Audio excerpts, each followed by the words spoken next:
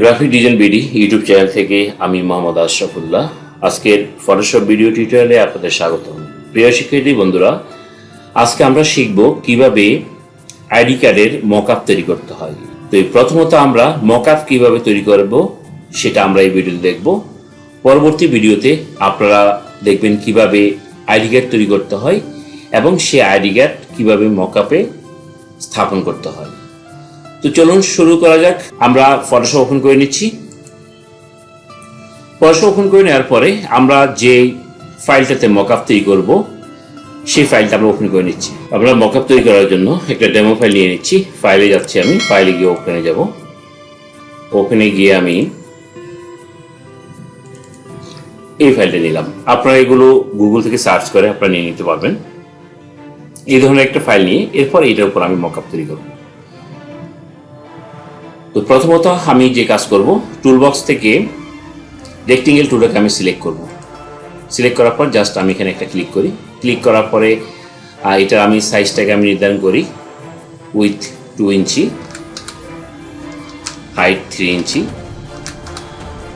Just okay.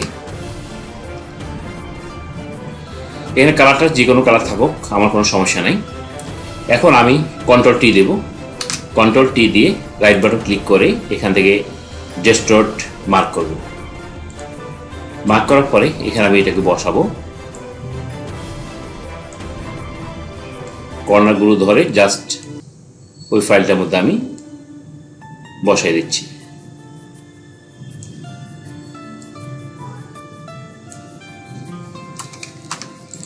একটু zoom করে নিই। জুম করে নিয়ে পারফেক্টলি বসাই।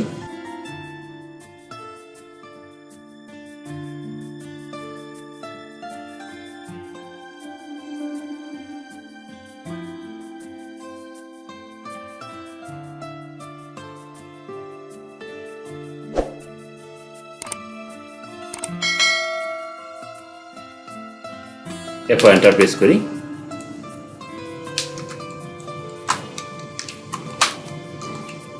বসানো কমপ্লিট আমাদের।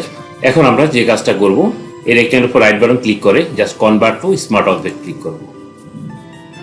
এরপরে আপনারা জাস্ট ফাইলে ক্লিক করবেন। ফাইলে ক্লিক করে সেভ করে নেবেন এই মকআপ ফাইলটাকে। আমি এখানে সেভ করে নিচ্ছি আইডি কার্ড মকআপ।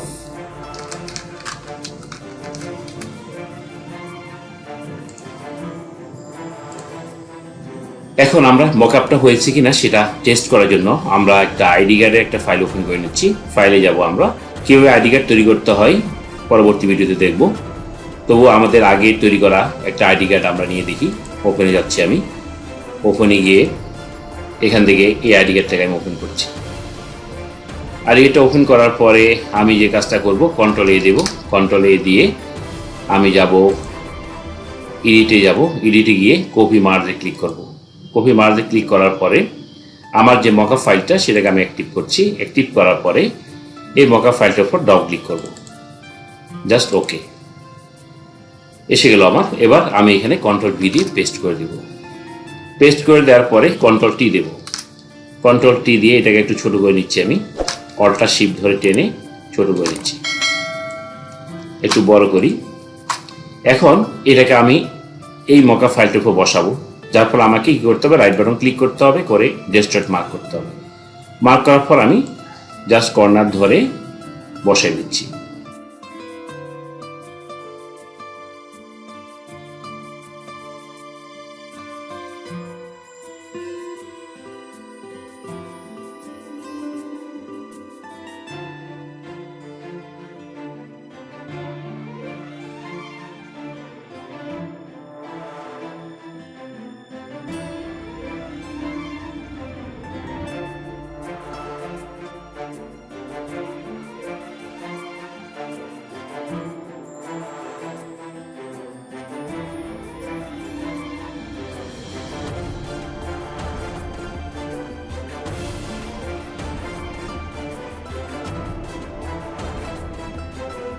জাস্ট একটু রেখে আমরা এন্টার দিচ্ছি।